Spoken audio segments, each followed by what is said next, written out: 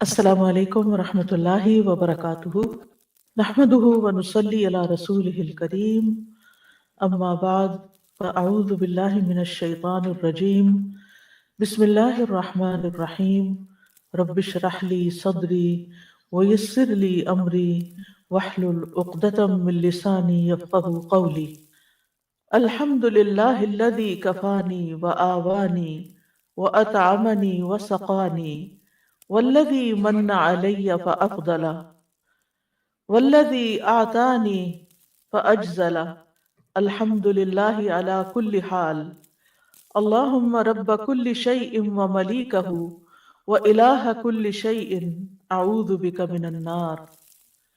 تمام تعریف اللہ کے لیے ہے جس نے میری کفایت کی اور مجھے رہنے کی جگہ عنایت فرمائی، مجھے کھلایا پلایا، اور جس نے مجھ پر احسان کیا اور بہت زیادہ کیا، جس نے مجھے دیا اور خوب دیا۔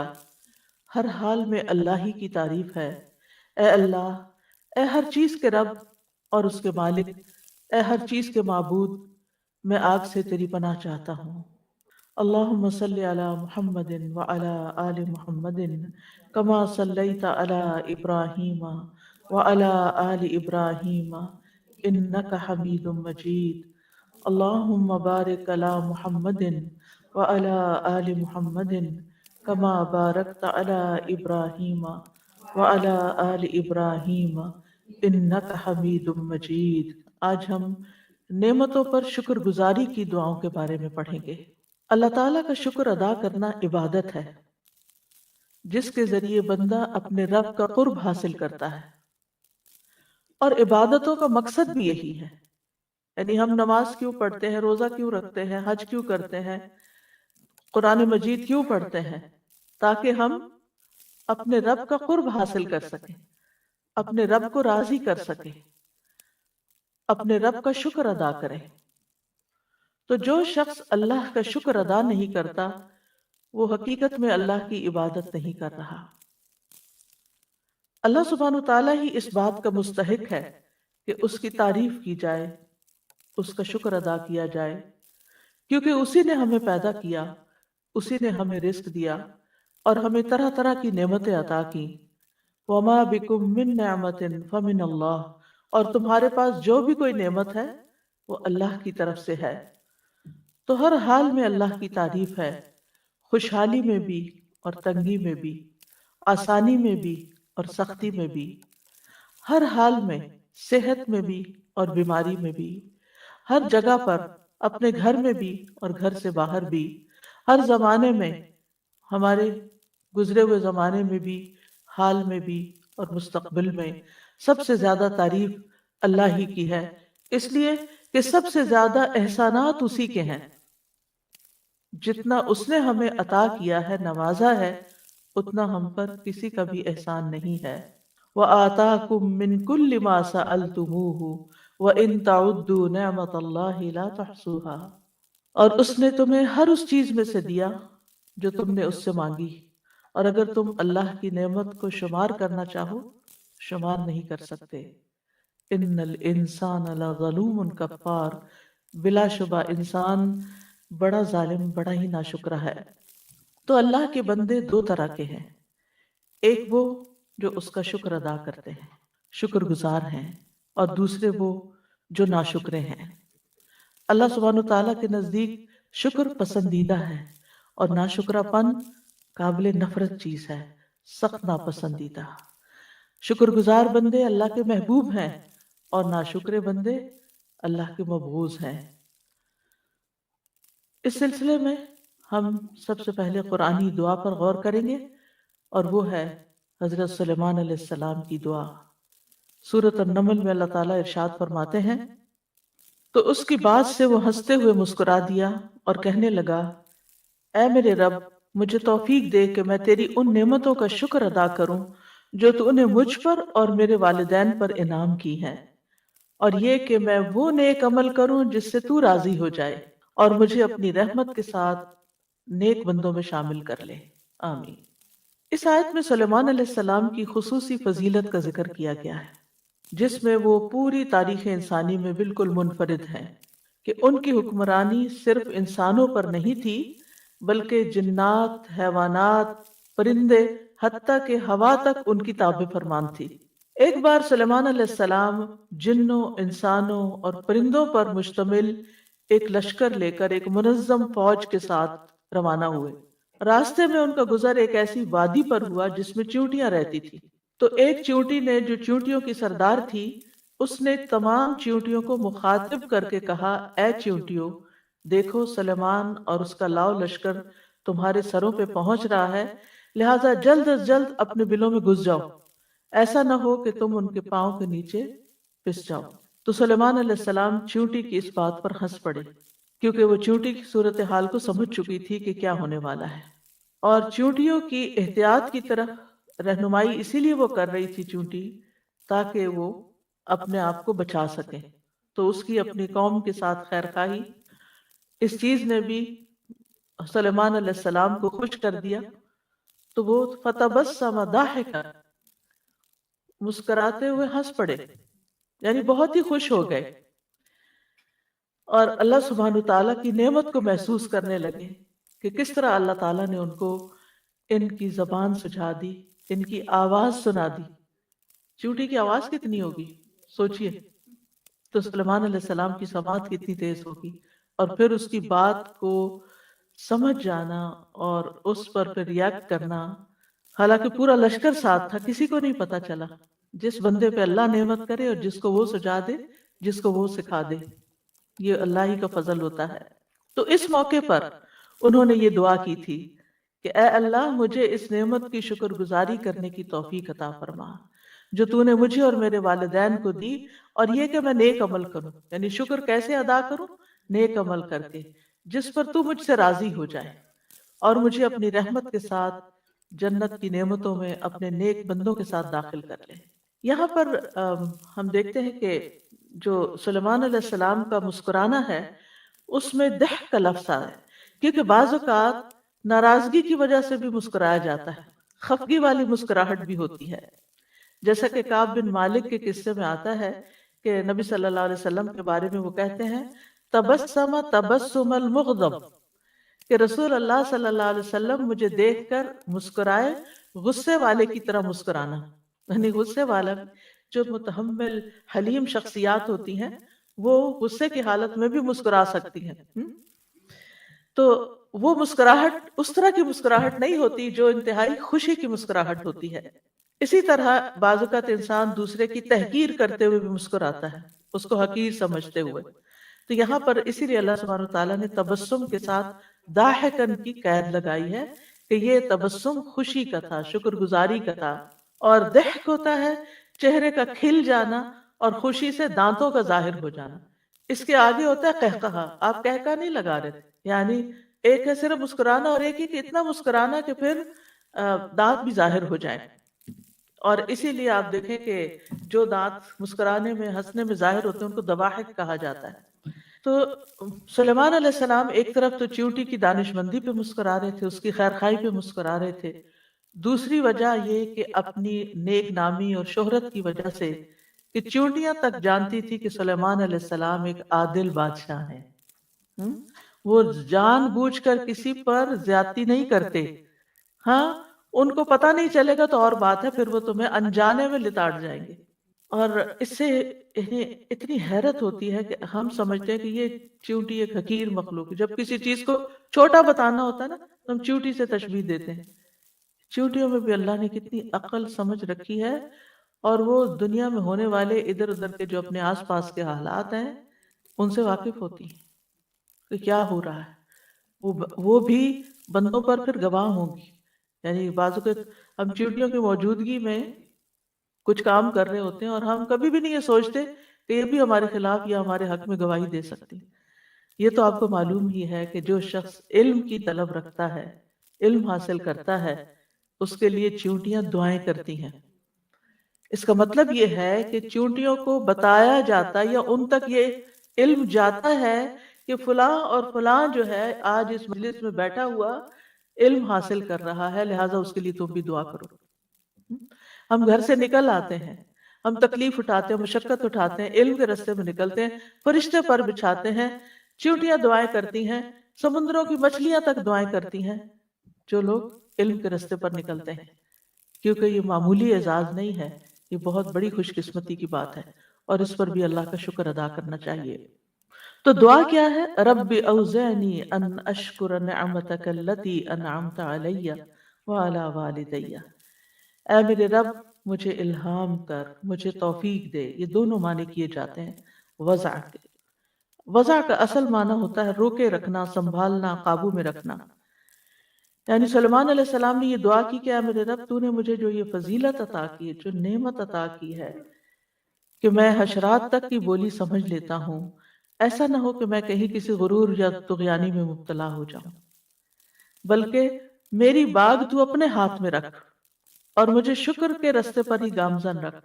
مجھے توفیق دے کہ تو نے مجھ پر اور میرے والدین پر جو فضل عظیم عطا کیا ہے، اتنا بڑا فضل کیا ہے، میں اس کا شکر ادا کر سکوں۔ یعنی صرف اپنی نعمتوں کا نہیں، ان نعمتوں کا بھی جو تو نے میرے والدین پر کی، اور وہ کس شکل میں؟ وَأَنْ أَعْمَلَ صَالِحًا تَرْضَاهُ، ایسا نیک عمل کروں جس سے تو راضی ہو جائے۔ اس سے یہ پتہ چلتا ہے کہ بعض اوقات انسان نیک عمل کرتا ہے لیکن اللہ تعالیٰ اس نیک عمل سے خوش نہیں ہوتے۔ جی، کیونکہ بعض اوقات انسان وہ نیک عمل کر کے عجب کا شکار ہو جاتا ہے، واہ میں نے کمال کر دیا، آج تو میں اتنی دیر نماز میں کھڑا رہا۔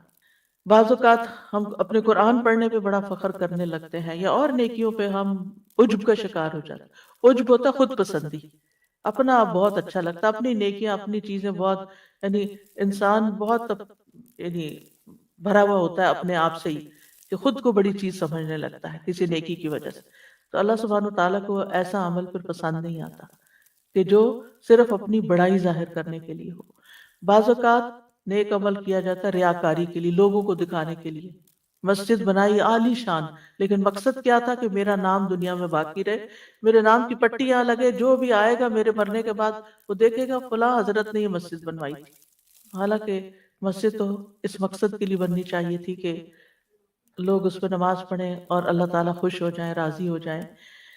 بعض لوگ کنواں کھدواتے ہیں یا اور کوئی کام کرواتے ہیں تو وہ اصرار کرتے ہیں کہ ہمارے نام کی پٹی ضرور لگے، اس پہ لکھیں کہ یہ کس کے لیے ہے، یہ لکھیں کہ میرے والدین کے لیے صدقہ جاریہ ہے، اور نیچے اپنا نام لکھواتے ہیں یا پھر والدین کا نام لکھواتے ہیں۔ اب آپ دیکھیں کہ ایک عام شخص گاؤں کا ان پڑھ دیہاتی آئے گا، کیونکہ کنویں عموماً وہیں کھدوائے جاتے ہیں نا جہاں لوگ بےچارے زندگی کے ان کے پاس ریسورسز نہیں ہوتے اور محتاج ہوتے ہیں پانی کے بھی، تو وہاں پر اگر آپ نے پٹی لگا بھی دی تو کیا ہوگا؟ آدھے لوگ تو پڑھ ہی نہیں سکیں گے اس کو۔ دوسرا یہ کہ وہ آپ کو جانتے ہی نہیں ہے کہ آپ کون ہیں۔ تیسرا یہ کہ کسی کوئی اور بھی سیکھ جائے گا کہ ہاں یہ بھی شہرت کے لیے پٹیاں بھی لگوائی جاتی ہیں، تو اب اس سے کیا ہے؟ آپ کے دل کو تو تسلی ہوگی، لیکن سوچنے کی بات یہ کہ کیا واقعی آپ کے اس کام میں ایسا اخلاص تھا کہ اللہ تعالیٰ کو بھی پسند آیا، اللہ بھی اس سے راضی ہو۔ آپ نے اگر نیک نیتی سے ایک درخت لگا دیا ہے، کسی کو پتا نہیں کہ آپ نے لگایا ہے، آپ نے کنواں کھدوا دیا، کسی کو نہیں پتا کہ آپ ہیں پیچھے وہ پیسہ دینے والے یا کرنے والے، کیا اس سے آپ کی نیکی میں، ثواب میں، اجر میں کوئی کمی واقع ہو جائے گی؟ ہرگز نہیں۔ جو آپ کا مقصد ہے کہ ایسا نیک عمل کروں کہ اللہ راضی ہو جائے، وہ پورا ہو گیا، سمجھے سب کچھ ہو گیا، سبھی کچھ ہو گیا۔ اور آپ دیکھیں پھر ہماری نیت ہوتی ہے کہ چلے ہم اس لیے نام لکھواتے ہیں کیونکہ وہ ہمارے لیے دعا کرے گا یا ہمارے والدین کے لیے دعا کرے گا۔ یاد رکھے جس پر آپ نے احسان نیک نیتی کے ساتھ کیا، بغیر احسان جتائے آپ نے نیکی کی کسی کے ساتھ، تو پھر وہ خود بخود دل سے آپ کو دعا دے گا۔ اور ویسے بھی یہ ہے کہ انسان اگر کوئی کسی کو دعا نہیں دیتا، اگر آپ لکھیں بھی نہ کہ دعا کریں، تو پھر بھی کیا آپ کو یقین ہے کہ کوئی دعا کرے گا؟ نہیں، اس کی مرضی ہوگی، اس کا دل خوش ہوگا تو وہ خود ہی دعا کر دے گا، چاہے نام نہ بھی لکھا ہوا ہو۔ اور اگر اس کا دل خوش نہیں، اس ناشکرا انسان ہے، نہ وہ رب کا شکر گزار ہے، آپ کا کہاں سے ہوگا؟ کیونکہ یہ شکر جو ہے یہ کسی کے احسان کے اعتراف کو کہتے ہیں، کہ اکنالج کرنا کہ ہاں واقعی اس نے مجھ پر کوئی احسان کیا ہے۔ اور یہ انسانی صفات میں سے ایک بہت اعلیٰ و عرفہ صفت ہے کسی شریف اور نوبل انسان کی بہت بڑی پہچان ہے کہ وہ دوسروں کے احسان کو مانتا ہے، کہ کسی نے میرے لیے یہ انتظام کیا ہے یہاں پانی کا، میں شکر گزار ہوں اس کا، اللہ اس کو جزائے خیر دے۔ کسی نے میرے لیے اس چیز کا انتظام کیا، نہیں کسی بھی نعمت کا، کسی بھی کوئی بھی احسان جو کوئی بندہ کسی بندے پہ کرتا ہے، اور اللہ کی نعمتیں تو ہر طرف بکھری ہی پڑی ہیں۔ تو عموماً جو نعمتیں ہوتی ہیں وہ ان کا تعلق جو ہے اس کے دو پہلو ہوتے ہیں۔ ایک پہلو ہوتا ہے کہ اس کا تعلق اللہ سبحانہ تعالیٰ سے، یعنی وہ نعمت اللہ نے آپ کو دی، تو کوئی ایسی نعمت نہیں، ما بکم من نعمت فمن اللہ، کوئی نعمت ایسی نہیں جو اللہ کی طرف سے نہ ہو۔ دوسرا یہ کہ انسان سبب بنتا ہے آپ تک وہ نعمت لانے کا۔ مثال کے طور پر علم ایک نعمت ہے، اس وقت میں سبب بن گئی ہوں آپ تک نعمت پہنچانے کی، یہ ایک قریبی مثال سے بات سمجھا رہی ہوں۔ تو اسی طرح آپ میں سے کوئی یہاں پر آیا، کسی نے آپ کو گاڑی کی رائڈ دی اور یہاں پہنچا دیا، وہ سبب بن گیا یہاں تک آپ کو لانے کا۔ یہ روزمرہ کی چھوٹی چھوٹی مثالیں۔ تو ہماری زندگی میں ہر نعمت، ہر انعام، ہر فضل اللہ کی طرف سے ہے۔ اللہ سبحانہ تعالیٰ وہ نعمتیں ہمیں اسباب کے پردے میں دیتے ہیں۔ کبھی انسان سبب بنتے ہیں، کبھی کوئی اور چیز سبب بن جاتی، کبھی بارش سبب بنتی ہے زمین سے سبزہ اگانے کا، کبھی ہوا سبب بنتی ہے بادل لانے کی یا لے جانے کی۔ تو بہت ساری چیزیں کار فرما ہیں اس کائنات کے اندر، جن میں یعنی کہ جو اللہ سبحانہ تعالیٰ کے حکم کے مطابق بندوں کے لیے رزق روزی کا، نعمتوں کا انتظام کر رہی ہیں۔ تو جب انسان اللہ سبحانہ تعالیٰ کی نسبت سے کوئی چیز کو دیکھتا ہے تو اس کو غور و فکر کرنا پڑتا ہے کہ کیا کیا نعمت ہے۔ ہاں، بندے کی طرف سے جب کوئی چیز ملتی ہے تو وہ سامنے ہوتی ہے نا، بندہ نظر آ رہا ہوتا ہے تو ہم اس کے شکر گزار ہو جاتے ہیں۔ تو بندے کے لیے ہمیں معترف ہونا پڑتا ہے بیسیکلی، کہ ہم اس کا اعتراف کریں کہ ہاں واقعی یہ ہمارے لیے سبب بنا ہے۔ اور اللہ سبحانہ تعالیٰ کی نسبت ہمیں غور و فکر کرنا پڑتا ہے کہ اچھا یہ بھی اللہ نے دیا، یہ بھی اللہ نے بنایا، یہ بھی۔ آپ نے دیکھا ہوگا کہ آپ پانی پیتے چلے جاتے ہیں، آپ کھانا کھاتے چلے جاتے ہیں، آپ کو ایک دفعہ بھی خیال نہیں آتا یہ اللہ نے بنایا، کیونکہ آپ نے غور ہی نہیں کیا، بس آپ نے بس کھا لیا کھا لیا کھا لیا، پیاس لگی پانی پی لیا، غور نہیں کیا۔ تو اللہ سبحانہ تعالیٰ کی نعمتوں کا شکر ادا کرنے کے لیے انسان کو غور و فکر سے کام لینا پڑتا ہے، نعمتوں کو دیکھنا پڑتا ہے کہ نعمت کون کون سی نعمت ہے اور کس شکل میں۔ کیونکہ بعض نعمتیں ہمیں نظر آتی ہیں لیکن بعض ہمیں نظر نہیں آتی، مگر انہیں ویسے ہمیں پتا ہوتا ہے کہ وہ ہیں، اور بعض عوامل تو ایسے کام کر رہے ہوتے ہیں کہ ہمیں ان کا احساس اور ادراک تک نہیں کہ وہ بھی پیچھے کام کر رہی ہیں چیزیں، تو تب ہم تک یہ نعمت پہنچی ہے۔ تو بہرحال انسان کو اللہ سبحانہ تعالیٰ سے توفیق مانگتے رہنا چاہیے کہ اللہ تعالیٰ میں صرف نیک عمل نہ کرتا جاؤں بلکہ ایسے نیک عمل کروں کہ جن سے تو بھی راضی ہو، تیری رضا کے لیے میں یہ کام کر رہا ہوں، چاہے دین کا کام ہو چاہے دنیا کا کام ہو، کوئی بھی کام ہو، بس اللہ کی رضا کے لیے۔ اور یاد رکھے شکر میں رضا شامل ہوتی ہے، یعنی جب ہم اللہ کا شکر ادا کرتے ہیں تو اس کا مطلب ہے کہ ہم اللہ سے راضی ہیں۔ اس کو ہم مثال سے سمجھیں کہ جیسے اگر آپ کسی سے ناراض ہیں تو آپ اس کے سارے احسان بھول جاتے ہیں، آپ اس کا شکریہ کوئی نہیں ادا کرتے۔ یعنی آپ کے دل میں خیال بھی ہونا کہ اس نے میرے ساتھ اچھا کیا، لیکن آپ کے اوپر اس وقت چھایا ہوتا کہ اس نے میرے ساتھ کیا برا کیا، لہٰذا اس کے اندر شکر گزاری نہیں ہوتی۔ تو جو بندہ اللہ سے راضی نہیں ہوتا، کچھ تکلیفوں کی وجہ سے، کچھ زندگی میں پریشانیوں کی وجہ سے، وہ شکر گزار نہیں ہو سکتا۔ تو شکر کے لیے رضا بھی چاہیے ہوتی ہے۔ ایسے اعمال، ایسے اقوال کی توفیق دے کہ جنہیں تو پسند کر لے، تیری پسند کے ہوں۔ وَأَدْخِلْنِي بِرَحْمَتِكَ فِي عِبَادِكَ الصَّالِحِينَ، اور مجھے اپنی رحمت کی وجہ سے، اپنی رحمت کے ساتھ نیک بندوں میں شامل کر لے۔ اس سے سلیمان علیہ السلام کی کتنی عاجزی بھی نظر آتی ہے کہ اتنا کچھ ہوتے ہوئے وہ نبی ہیں اللہ کے، اور وہ کہتے ہیں مجھے صالحین کے ساتھ، صالحین میں شامل کر لیں، جیسے یوسف علیہ السلام نے کہا تھا وَأَلْحِقْنِي بِالصَّالِحِينَ۔ تو انسان جیسا خود ہوتا ہے نا، ویسا ہی اس کو ماحول پسند ہوتا ہے، ویسی ہی مجلسیں پسند ہوتی ہیں، ویسے ہی لوگ اچھے لگتے ہیں۔ اگر آپ خود نیک ہیں تو پھر آپ کے اندر نیکوں کی محبت ہوگی، نیکی کی محبت بھی ہوگی، اور نیک کام کرنے والے بھی آپ کو اچھے لگیں گے، چاہے وہ کوئی بھی ہو، کسی رنگ، کسی نسل، کسی علاقے کے بھی ہوں، وہ دور سے آپ کو انسپائر کریں گے کہ کتنے اچھے لوگ ہیں، اور پھر آپ کے اندر ایک خواہش پیدا ہوگی کہ میں کبھی ان سے مل سکوں۔ آپ دیکھیں نا، جو جس سے محبت کرتا ہے اسے ملنے کی خواہش بھی رکھتا ہے۔ جو لوگ کسی ایکٹر کو، کسی سیلیبریٹی کو، اس کو پسند کرتے ہیں، ان کی زندگی میں کیا بڑی خواہش ہوتی ہے کہ ہم کبھی اس سے ملیں۔ لیکن جو بندہ خود نیک ہوتا ہے، نیکی سے محبت کرتا ہے، اس کی خواہش کیا ہوتی ہے کہ اللہ مجھے نیک لوگوں سے ملا دے کہ میں ان سے کچھ انسپریشن لوں، کچھ ان سے سیکھوں، میں بھی ان جیسا بن جاؤں۔ اسی لیے عربی میں ایک شعر ہے نا، احب الصالحین ولست منہم، میں صالحین سے محبت کرتا ہوں لیکن میں ان میں سے ہوں نہیں، یعنی میں اپنے آپ کو نیک سمجھتا نہیں۔ لعل اللہ یرزقنی صلاحا، شاید اللہ مجھے بھی نیکی کی توفیق دے دے، یعنی ان کی محبت کی وجہ سے اللہ تعالیٰ میرے اندر بھی نیکی کا شوق پیدا کر دے، کیونکہ انسان کے لیے جہاں ایک طرف علم ضروری ہوتا ہے، وہاں دوسری طرف صحبت صالح ضروری ہوتی ہے، تاکہ انسان اگر شکر گزار بندوں کے بیچ میں رہتا ہے تو آٹومیٹیکلی آپ کو بھی خیال آئے گا، مثلا کھانے کی ٹیبل پر اگر کسی ایک نے بھی کھانا کھا کے الحمدللہ کہا تو آپ کی بھی یاد دہانی ہو جائے گی، اوہ میں نے تو کہا ہی نہیں، مجھے بھی کہنا ہے، میں بھی اللہ کا شکر ادا کر دوں۔ اور اگر کسی نے بھی نہیں کہا نا تو آپ بھی ایسے ہی اٹھ جائیں گے، آپ بھی بھول جائیں گے۔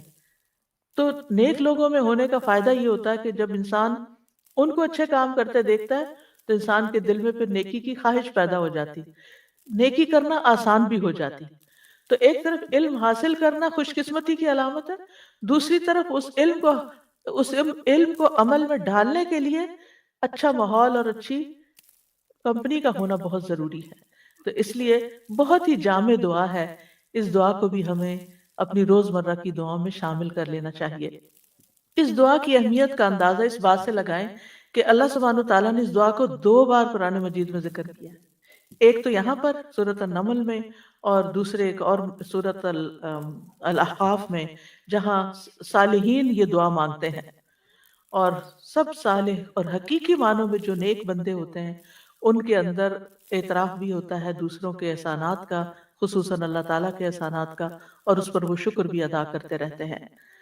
اور پھر آپ دیکھیے کہ اللہ سبحانہ تعالیٰ کے بعد سب سے زیادہ شکر گزاری کے حقدار ہمارے والدین ہوتے ہیں، جس کا ذکر دوسری جگہ کی دعا میں، سورۃ الاحقاف کی دعا میں آتا ہے کہ اور پھر آپ دیکھیں یہاں پر بھی ان اشکر نعمتک التی انعمت علی وعلی والدی، یا اللہ میں اپنی طرف سے اور اپنے والدین کی طرف سے بھی، اور جو نعمتیں ان کو ملی ان کا بھی شکر ادا کر۔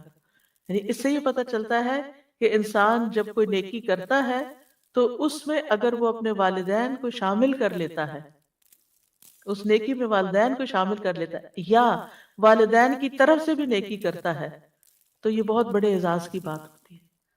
یہ بہت نیک نور علی نور ہے۔ آپ صدقہ کریں، اپنی نیت بھی کریں، لیکن والدین کو بھی نیت میں شامل کر لیں۔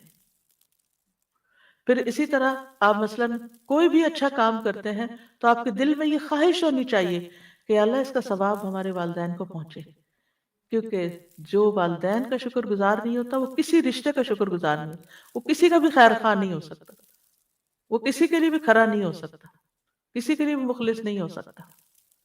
تو اس لیے اگر مثلا آپ اپنے ہسبینڈ کو دیکھتے ہیں کہ وہ اپنے والدین کے حقوق ادا نہیں کرتے اور ساری توجہ آپ پر یا آپ کے بچوں پر کرتے ہیں، اور آپ سمجھتے ہیں آپ بڑے خوش قسمت ہیں، یاد رکھیے یہ خوش قسمتی کی علامت نہیں ہے۔ اگر وہ دھیان نہیں کرتے تو ایک اچھی بیوی ہونے کی حیثیت سے آپ کو توجہ دلانی چاہیے۔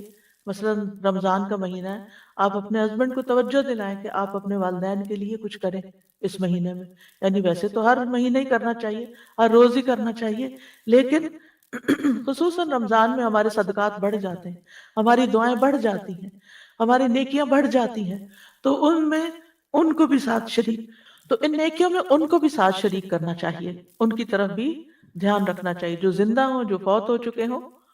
اور پھر یہ ہے کہ جو بھی نیکی کریں خالص اللہ کی خاطر کریں، کیونکہ اللہ تعالیٰ صرف اس عمل سے ہی راضی ہوتا ہے جو اس کے لیے کیا جاتا ہے۔ جس میں ہم کسی اور کو شریک کر لیتے ہیں پھر وہ عمل اللہ تعالیٰ کے لیے ناپسندی، کیونکہ ملاوٹ والا ہو جاتا ہے۔ آپ اپنے لیے کون سی ملاوٹ والی چیز پسند کریں گے؟ محبت میں ملاوٹ پسند کریں گے، یا پھر کسی کھانے میں ملاوٹ پسند کریں گے، یا کسی اور چیز میں؟ کسی بھی چیز میں نہیں، خالص آرگینک ہولسم۔ تو اللہ سبحانہ وتعالیٰ کے ساتھ جب معاملہ ہو تو وہ بھی خالص ہی ہونا چاہیے، اس میں کسی قسم کی کوئی ملاوٹ نہیں ہونی چاہیے، بس صرف جو نیکی ہے وہ اللہ کی رضا کے لیے ہے۔ یہاں تھوڑا سا شکر کو مزید سمجھنے کی بھی ضرورت ہے کہ شکر ہوتا کیا ہے۔ شکر ہوتا ہے کسی نعمت کا تصور کرنا، یعنی ضروری نہیں کہ نعمت سامنے ہو، امیجن کرنا نعمت کے بارے میں، اور پھر اس کا اظہار کرنا، اس کا اظہار کرنا۔ اس کے برعکس ناشکری کیا ہوتی ہے؟ نعمت کو بھول جانا، کسی کا احسان بھول جانا اور اس کو چھپا دینا، کبھی ذکر بھی نہ کرنا، کسی کے آگے اس کو مینشن بھی نہ کرنا، نہ اس شخص کا شکریہ ادا کرنا اور نہ ہی کسی اور کے سامنے اس کی تعریف کرنا۔ پھر اسی طرح معمولی چیز پر بھی راضی ہونا شکر کہلاتا ہے، یعنی ضروری نہیں کہ نعمت بہت بڑی ہو، آؤٹ اسٹینڈنگ ہو، اور کوئی بہت ہی حیران کن چیز ہو تو پھر آپ کے اوہ یہ ہے میری نعمت اور اس پر میں شکر ادا کرتا ہوں۔ نہیں، چھوٹی نعمت ہو یا بڑی نعمت ہو، معمولی سے معمولی چیز پر بھی شکر ادا کرنا چاہیے۔ اگر آپ کو سحری یا افطاری میں بہت تھوڑا ٹائم ملتا ہے کھانے کے لیے، لیکن اگر کھانا مل جاتا ہے تو اس پر بھی شکر ادا کریں۔ یہ نہیں کہ اوہ یہ نہیں کھا سکی، وہ نہیں کھا سکی، یہ نہیں ہو سکا، وہ نہیں ہو سکا، آج تو پانی نہیں صحیح طرح پیا گیا۔ نہیں، کوئی بات نہیں، شکر الحمدللہ کہ پانی تھا اور جو آپ نے پیا اس پر شکر گزاری تھوڑا بھی کافی ہو جائے گا۔ نیند کم ہوئی، تھوڑی بھی کافی ہو جائے گی، اس پر بھی راضی، شکر گزاری کہ اللہ تیرا شکر ہے کہ اتنا بھی تو نے آرام دے دیا۔ اسی طرح عربی میں کہتے ہیں عین شکرا، عین شکرا، اس کا مطلب ہے وہ آنکھ جو آنسوں سے بھرپور ہو، یعنی جیسے شکر کرتے ہیں تو دل بھر جاتا ہے، جیسے آنکھ میں آنسو بھر جاتا ہے، تو اس یعنی شکرا کا لفظ یعنی دل کا بھر جانا پھر اس نعمت کے احساس سے۔ ابن قیم کہتے ہیں شکر کا مطلب ہے بندے کی زبان پر اللہ کی نعمت کا اثر ظاہر ہو، اس طرح کی زبان اللہ کی تعریف بیان کرے اور نعمت کا اعتراف کرے، دل میں اس کا تصور ہو اور اللہ کی محبت ہو، اور اعضاء اس کی فرما برداری کرے۔ اسی طرح ابو عبد الرحمن حبلہ کہتے ہیں یا حبلی کہتے ہیں کہ نماز پڑھنا شکر گزاری ہے۔ نماز پڑھنا کیا ہے؟ شکر گزاری۔ روزے رکھنا شکر گزاری ہے۔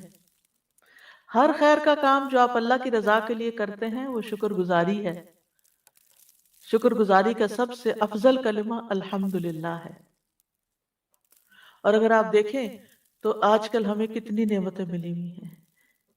یہ رمضان کا ہونا نعمت ہے، قرآن کا ملنا اس مہینے میں نعمت ہے، ہمیں پڑھنے کی توفیق ہو جانا یہ نعمت ہے، رات کا قیام ایک نعمت ہے، دن کا روزہ رکھنا ایک نعمت ہے۔ یہ ساری نعمتیں ہیں جن کا ہم ایک طرح سے شکر ادا کر رہے ہیں،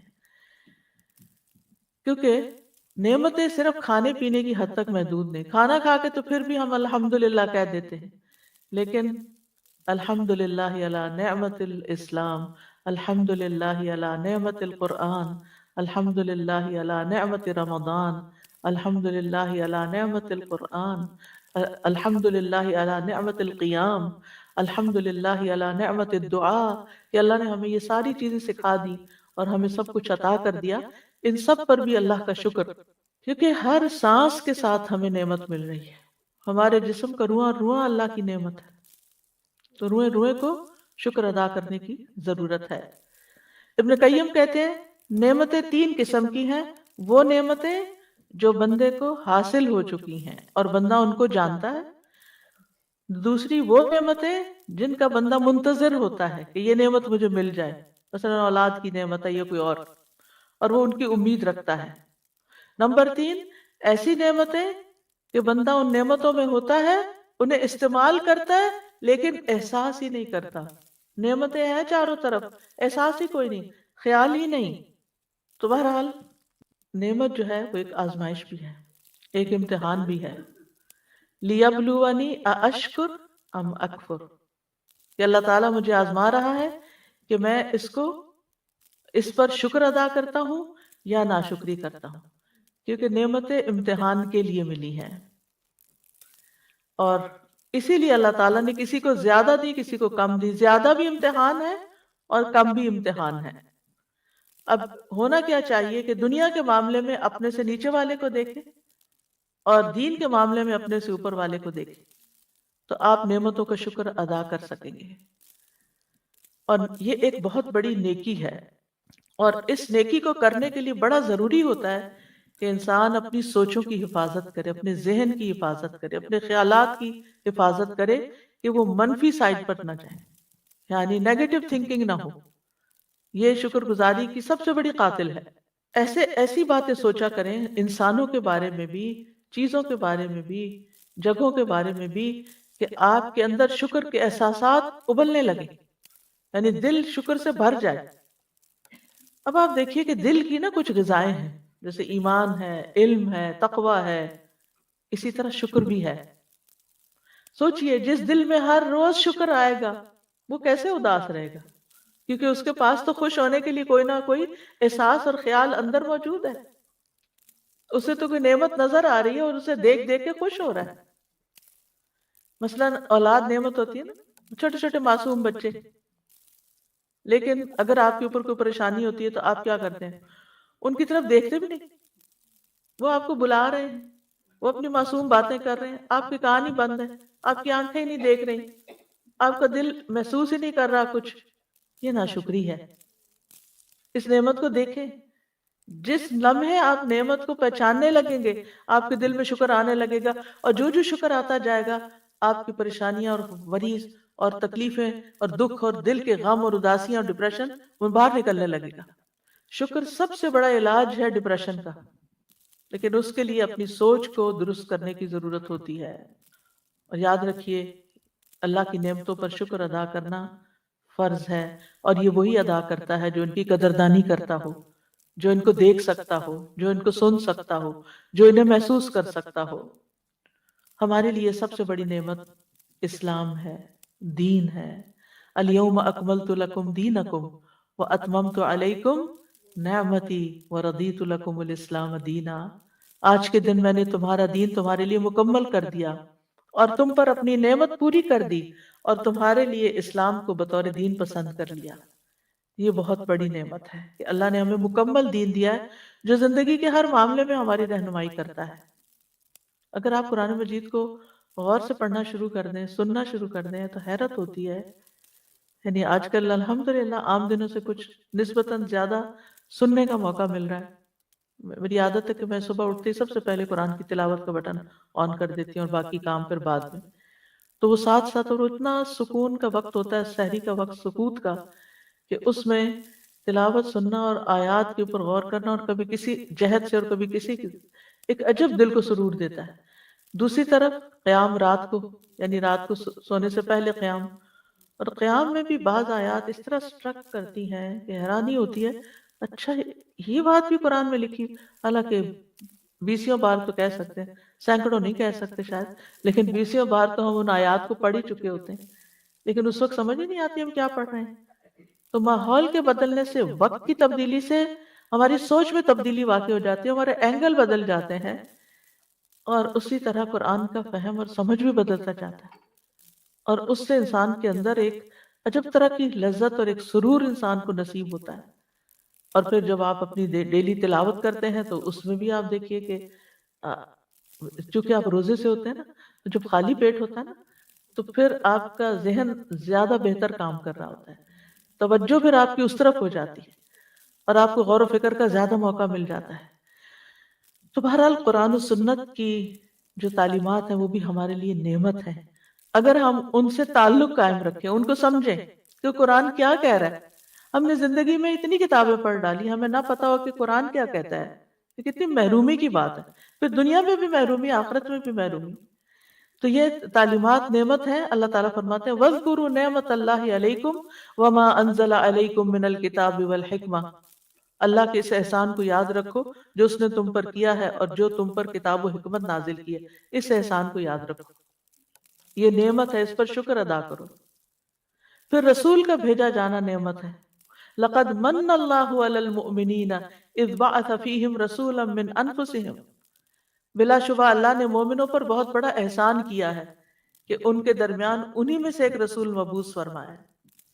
پھر دین کی آسانیاں نعمت ہے کہ ہم مختلف اوقات میں جیسے وضو نہیں کر سکتے تو تیمم کر سکتے ہیں، روزہ اگر رمضان میں نہیں رکھ سکتے تو رمضان کے بعد رکھ سکتے ہیں، اور اسی طرح ہر معاملے میں ہمیں الدین یسر، آسانی والا دین دیا گیا ہے۔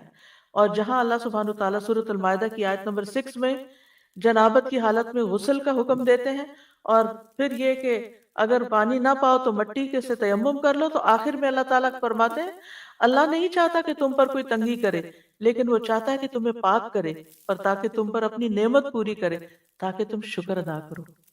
یعنی ان ساری نعمتوں پر بھی جو رخصتیں ہیں، جو دین کی رخصتیں ہیں، ان پر بھی شکر ادا کرنا ہے۔ پھر ہماری زندگی ایک نعمت ہے، بعض لوگ اس کی قدر نہیں کرتے، ماں باپ کو بلیم کرتے ہیں کیوں پیدا کیا تھا ہمیں، کس قدر ناشکر پن کی بات ہے۔ یعنی ہمیں زندگی کی بھی قدر کرنی چاہیے۔ اللہ تعالیٰ فرماتے ہیں وَهُوَ الَّذِي أَحْيَاكُمْ ثُمَّ يُمِيتُكُمْ ثُمَّ يُحْيِيكُمْ إِنَّ الْإِنسَانَ لَكَفُورٌ، وہی تو ہے جس نے تمہیں زندگی دی، پھر تمہیں موت دے گا، پھر تمہیں زندہ کرے گا۔ یعنی یہ زندگی آخری نہیں ہے، اصل زندگی کل شروع ہوگی۔ بے شک انسان یقیناً بڑا ہی ناشکرا ہے، یعنی زندگی کی نعمت پر بھی قدر نہیں کرتا، اور خاص طور پر وہ لوگ جو سوئسائڈ کرنے کی کوشش کرتے رہتے ہیں کہ وہ اپنی زندگی کو ختم کرنا چاہتے ہیں۔ یہ ناشکر پن کی انتہا ہے کہ اللہ سبحانہ وتعالیٰ نے آپ کو زندگی جیسی نعمت دی کہ آپ اس میں بہت کچھ اپنی آخرت کے لیے کمائیں اور اپنے لیے جنت کے اعلیٰ مقامات پائیں، اور آپ اسی کو ختم کرنا چاہتے ہیں۔ زیادہ خوش قسمت انسان وہ ہے جس کی زندگی لمبی ہو اور وہ اس میں نیک عمل بھی زیادہ کرے۔ پھر ہمارے اعضاء کا صحیح سلامت کام کرنا، ہمیں دیکھنے کی نعمت، ہمیں سننے کی، ہمیں بولنے کی، یہ ساری چیزیں شکر ادا کرنے کا تقاضا کرتی ہیں۔ وَجَعَلَ لَكُمُ السَّمْعَ وَالْأَبْصَارَ وَالْأَفْئِدَةَ لَعَلَّكُمْ تَشْكُرُونَ، کان، آنکھیں، دل کیوں دیے؟ تاکہ تم شکر ادا کرو۔ پھر صحت اور وقت نعمت ہے۔ بہت سے لوگ ان دو نعمتوں کی قدر نہیں کرتے، جیسے کہ حدیث میں آتے، ایک تندرستی اور دوسرے فراغت، کہ جب بہت زیادہ ذمہ داریاں نہ ہوں اور وقت ہو انسان کے پاس، تو بجائے اس کے کہ وہ اس میں کوئی اچھا کام کرے، وہ ادھر ادھر سستی میں گنوا دیتے ہیں، اور خصوصاً محروم ہے وہ جو اپنی جوانی کو ضائع کر کے تو گنوا دیتے ہیں، جبکہ وہ بہت کچھ کر سکتے ہیں اس وقت میں۔ پھر اسی طرح طبیعت کا خوش ہونا، یہ بھی ایک نعمت ہے، خوشی ملنا اور خوشی کا احساس ہونا۔ آپ صلی اللہ علیہ وسلم نے آپ صلی اللہ علیہ وسلم ایک دفعہ صحابہ کے پاس آئے تو آپ خوش تھے۔ صحابہ نے پوچھا کہ آج ہم کیا وجہ، آج ہم آپ کو خوش دیکھ رہے ہیں؟ آپ نے فرمایا ہاں اللہ کا شکر ہے۔ پھر لوگوں نے خوشحالی اور دولت مندی کا ذکر کیا تو آپ نے فرمایا متقی انسان کے لیے دولت مند ہونے میں کوئی حرج نہیں، یعنی دولت والا ہونا کوئی عیب کی بات نہیں، کوئی بری بات نہیں، کیونکہ جب ہم دین کی طرف آتے ہیں تو ہم سمجھتے ہیں کہ اگر کسی کے پاس دولت ہے ضرور اس نے کوئی ناجائز طریقے اختیار کی، یہ بھی ایک بدگمانی اور غلط بات ہے۔ آپ دیکھیں کہ جس کے پاس زیادہ دولت ہوگی عام طور پر لوگ اس کو برا بھلا کہنا شروع کر دیں گے یا برا بھلا سمجھنا شروع کر دیں گے، تو یہ بڑی زیادتی کی بات ہے۔ آپ کو نہیں پتا کہ کسی نے وہ دولت کس طرح کمائی اور کس طرح حاصل کی۔ اللہ سبحانہ وتعالیٰ جس طرح جس کو چاہے عطا کرے۔ حضرت عبد الرحمن بن عوف وہ مدینہ آئے، چند ہی دنوں میں دولت مند ہو گئے، جبکہ بہت سے اور بھی ساتھی ان کے آئے تھے۔ وہ کہتے جو اینٹ اٹھاتا ہوں میرے لیے سونا اگلتی ہے، یعنی مفہوم اس کا محاورے تھا نا کہ میرے لیے اس میں سے خیر نکل آتی ہے، مال نکل آتا ہے، جو بھی جس کام میں بھی ہاتھ ڈالتا ہوں۔ تو آپ نے دیکھا ہوگا کہ کچھ لوگ تھوڑی سی محنت کرتے ہیں اور وہ کہاں سے کہاں پہنچ جاتے ہیں، اور کچھ لوگ بہت محنت کرتے ہیں کیونکہ یہ اللہ نے مقدر کیا رزق۔ پھر ان نعمتوں کو دیکھ کر، یعنی آپ نے دیکھا ہوگا کتنے ہی مالدار ہیں انتہائی اداس اور رنجیدہ اور غمگین، انہیں اس نعمت کا احساس ہی نہیں کہ اللہ نے ان کو کیا کچھ دیا ہوا ہے۔ پھر آپ دیکھیں اللہ تعالیٰ آپ کو گھر دیتا ہے، آپ کی شادی ہو جاتی ہے، آپ کو طرح طرح کے نعمتیں ملتی ہیں، نئے رشتے ملتے ہیں، یعنی شادی تو ہسبینڈ سے ہوتی ہے لیکن اس کے توسط سے نئی بہنیں مل جاتی ہیں، بھائی مل جاتے ہیں، اور رشتوں میں اضافہ ہوتا ہے کہ نئے خاندان سے آپ کی واقفیت ہو جاتی ہے، یہ ساری بھی نعمتیں ہیں۔ اور پھر سب سے بڑی بات یہ کہ ان رشتوں میں آپس کی محبت ہونا، یہ کتنی بڑی نعمت ہے، لیکن عموماً ہم ناشکری بن کر کر کے ان نعمتوں کو گنوا دیتے ہیں، ہاتھ ضائع کر دیتے ہیں. چھوٹی سی بات سے ناراض ہو کر بعض اوقات رشتے ختم ہو جاتے ہیں. کوئی بڑی باتیں نہیں ہوتی. اگر آپ طلاق کے کیسز کا جائزہ لیں تو اس میں بہت سے واقعات صرف معمولی ہوتے ہیں، حالانکہ اچھی بھلی ایک سموتھ زندگی گزر رہی ہوتی ہے. تو یہ بھی اللہ سبحانہ وتعالیٰ کا ایک بہت بڑا احسان ہے کہ فَأَلَّفَ بَيْنَ قُلُوبِكُمْ فَأَصْبَحْتُمْ بِنِعْمَتِهِ إِخْوَانًا. دین کی وجہ سے آپس کی محبتیں ہونا اور ایک دوسرے کا غمگسار ہونا، ایک دوسرے کے لیے باعث انس ہونا. پھر اسی طرح زمین اور آسمان سے رزق کا برسنا، یہ بھی ایک نعمت ہے. اللہ تعالیٰ فرماتے ہیں فَكُلُوا مِمَّا رَزَقَكُمُ اللَّهُ حَلَالًا طَيِّبًا وَاشْكُرُوا نِعْمَتَ اللَّهِ إِن كُنتُمْ إِيَّاهُ تَعْبُدُونَ. یعنی کہ کھاؤ پیو اچھا اور اللہ کی نعمت کا شکر ادا کرو اگر تم اس کی عبادت کرتے ہو. پھر اولاد کا ملنا جو ہے وہ نعمت ہے، مال نعمت ہے. اسی طرح زمین، آسمان، پہاڑ، درخت، سمندر، یہ ساری چیزیں، جتنی بھی چیزیں دنیا میں پائی جاتی ہیں، یہ ساری نعمت ہے. پھر ہواؤں کا چلنا بھی ایک نعمت ہے، بارش نعمت ہے، کشتیوں کا چلنا نعمت ہے، سواریاں نعمت ہیں. یہ طرح طرح کے جانور، آج کل اگر آپ جائیں باہر پارک میں، دھوپ نکلی ہو تو آپ دیکھیں گے کہ رنگین پرندے اڑ کے آئے ہوئے ہیں کہیں سے، اور وہ چند دنوں کے لیے ہوں گے پھر وہ کہیں اور چلے جائیں گے، کسی اور کو خوبصورتی دیں گے. لیکن کتنے کم لوگ ہیں کہ جو ان کو دیکھ پائیں اور شکر ادا کر پائیں کہ اللہ نے آپ کی نگاہوں کے آپ کی نگاہوں کی خوشی کے لیے اللہ نے یہ نعمتیں آپ کے لیے بھیجی. پھر ان پرندوں کی چہچہاہٹ، وہ کتنا خوبصورت، یعنی دل کے اندر کیسی خوشی پیدا کرتی ہے. لیکن کتنے لوگ ہیں جو ان کو سننے والے ہوں اور سن کر اپریشیٹ بھی کرنے والے ہوں. پھر کھانے پینے کی جتنی بھی نعمتیں ہیں، اور آج کل ماشاءاللہ ہر مومن کے رزق میں رمضان کی برکت سے اضافہ ہو جاتا ہے. یہ ساری نعمتیں، یہ بھی کھانے پینے کی چیزیں نعمتیں ہیں. پھر لباس نعمت ہے، اللہ سبحانہ وتعالیٰ نے اس کا خاص طور پر قرآن مجید میں ذکر کیا. پھر اسی طرح مختلف رنگ نعمتیں ہیں، چیزوں کے اندر کلرز کا ہونا نعمتیں ہیں. اور اسی طرح ان نعمتوں کو استعمال کرنے کے باوجود ہمارے گناہوں پر اللہ کی پردہ پوشی بھی نعمت ہے. وہ ہم پر احسان کرتا ہے اور ہم اس کی ناشکری کرتے ہیں. ہم اس کی عبادت بھی مرضی ہوتی ہے، جتنی ہوتی ہے جیسے ہوتی ہے کرتے ہیں. وَأَسْبَغَ عَلَيْكُمْ نِعَمَهُ ظَاهِرَةً وَبَاطِنَةً، اس نے تم پر اپنی ظاہری اور باطنی نعمتیں تمام کر دی ہیں، لیکن پھر بھی ہم شکر گزار نہیں ہوتے. اور پھر آپ دیکھیں کہ ان نعمتوں کی یاد دہانی بھی ایک نعمت ہے، چاہے وہ کسی لیکچر میں ہو، چاہے وہ کسی بھی انسان کے ذریعے ہو.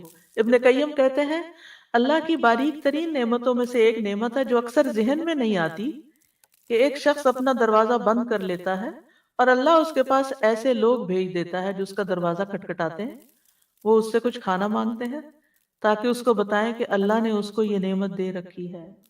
اب یقین کریں کہ جب مجھ سے کوئی علم کا سوال کرتا ہے نا، میرا دل خوش ہو جاتا ہے. کیوں؟ کہ مجھے اس نعمت کا احساس ہوتا ہے کہ اللہ نے مجھے یہ نعمت دی کہ میں کسی شخص کے کام آ سکوں. لیکن عام طور پر ہم نے دروازہ بند کیا اور کوئی کھٹکھٹا دے تو پھر ہمارا ری ایکشن کیا ہوتا ہے؟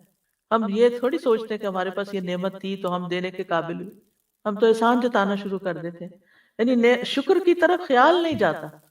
تو یہ شکر ادا کرنا ایک پورا شخصیت کا ایک حصہ ہوتا ہے.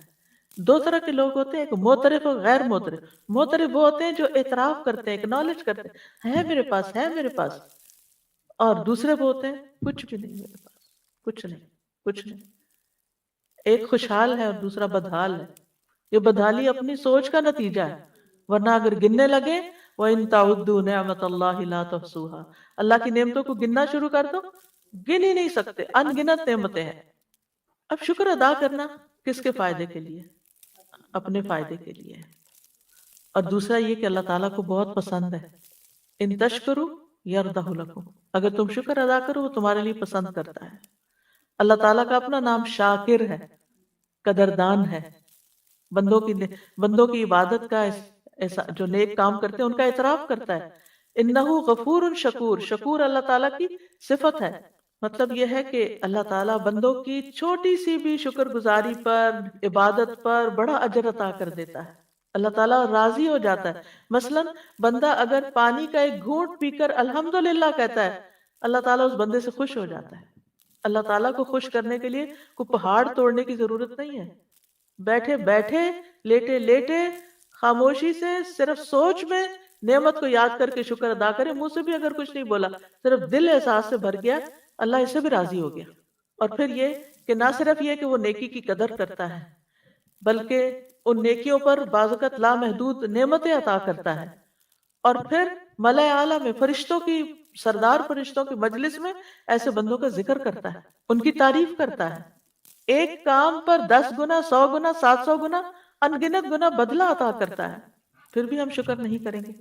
یعنی وہ تھوڑے اعمال کی بھی قدردانی کرتا ہے. ایک شخص کہیں راستے میں جا رہا تھا تو کانٹوں بھری ایک ٹہنی دیکھی اس نے، تو اس نے رک کے اس ٹہنی کو اٹھا کے سائڈ پہ کر دیا.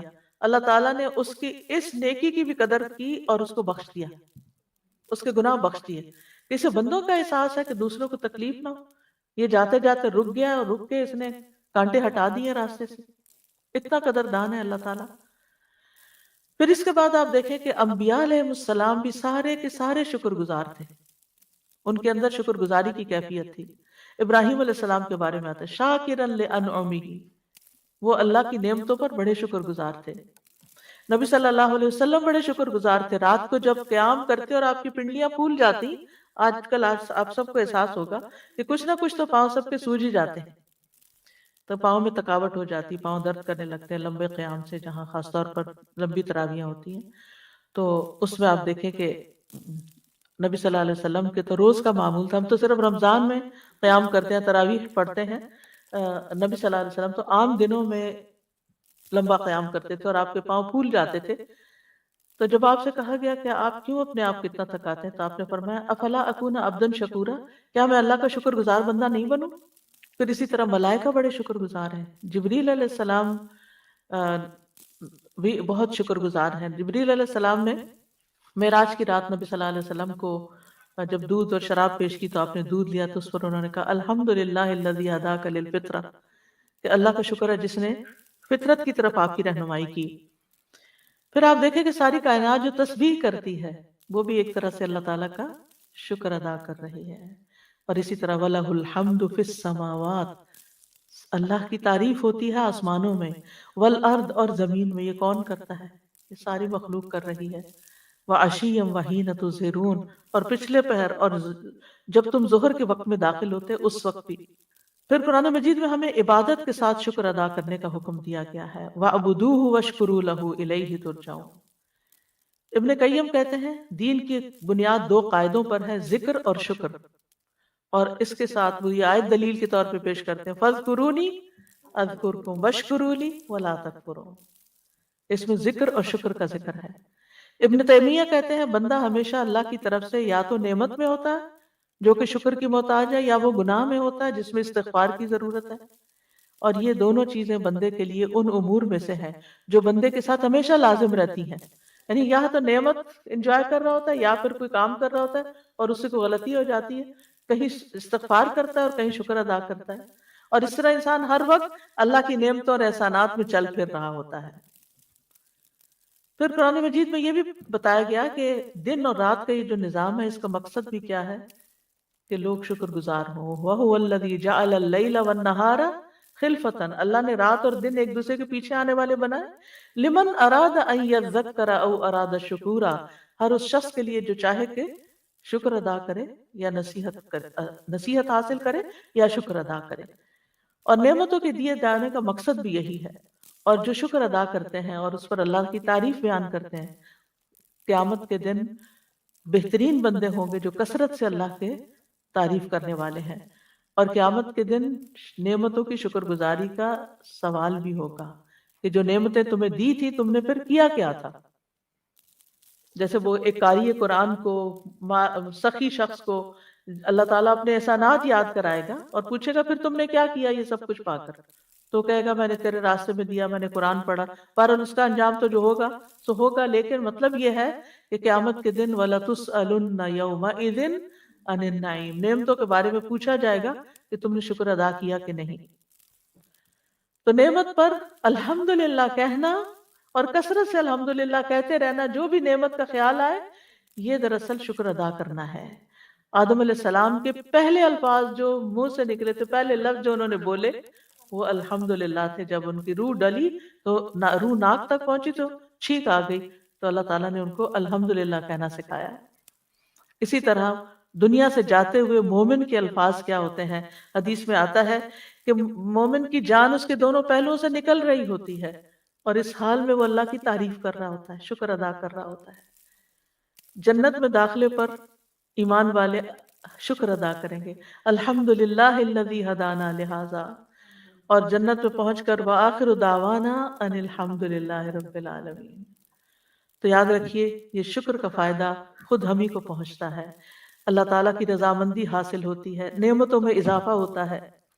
بعض سلف صالحین کہتے ہیں کہ نعمتیں جنگلی جانوروں کی طرح بدک جانے والی ہیں، بھاگنے والی ہیں، یعنی نعمت جو ہے بھاگتی ہے اور بھاگ جانے والی ہیں، ان کو شکر کے ساتھ جکڑ کے رکھو، شکر ادا کرو گے تو باقی رہیں گی۔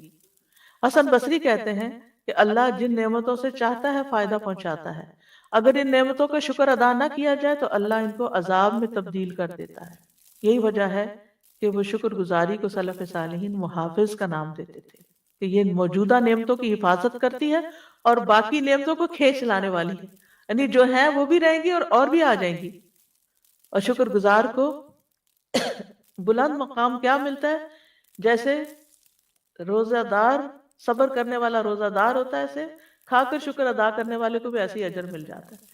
تو دو کام کیا کریں، دن بھر روزہ کر رکھ کے صبر کیا کریں، اور شام کو افطار کر کے شکر ادا کیا کریں، تو دگنا ثواب ہو جائے گا۔ مطرف کہتے ہیں کہ مجھے عافیت دی جائے اور میں شکر ادا کروں، یہ مجھے اس سے زیادہ عزیز ہے کہ مجھے آزمائش میں ڈالا جائے اور میں صبر کروں۔ تو اللہ نعمتیں ہی دیتا رہے اور شکر کرنے والا ہی بناتا رہے، نہ کہ کسی تکلیف میں ڈالے۔ پھر جو لوگ شکر ادا کرتے ہیں، اللہ تعالیٰ ان کو غور و فکر کی صلاحیت بھی مزید عطا کرتا ہے۔ شکر گزار انسان عبرت حاصل کرنے والا ہوتا ہے، شکر گزار کو عذاب سے بچا لیا جاتا ہے۔ کذالک نجزی من شکر، آل لوط میں سے جو شکر گزار تھے صرف ان کو بچایا گیا۔ اللہ تعالیٰ کا وعدہ ہے وَسَيَجْزِي اللَّهُ الشَّاكِرِينَ، اللہ شکر کرنے والوں کو جلد اچھا بدلہ عطا کرے گا، بے پناہ اجر دے گا۔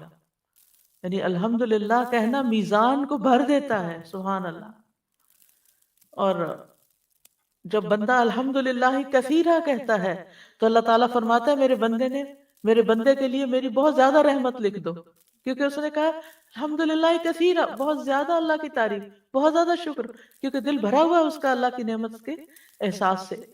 تو شکر ادا کرنے کے طریقوں میں 5 قواعد ہیں۔ نمبر 1، اللہ کی اطاعت کرنا، اللہ سے محبت کرنا، نعمت کا اقرار کرنا، اللہ کی تعریف کرنا، اور نعمت کا صحیح استعمال کرنا۔ پھر یہ کہ زبان سے کرنا، اور زبان میں نعمتوں کو بیان کرنا، ان کی تعریف کرنا۔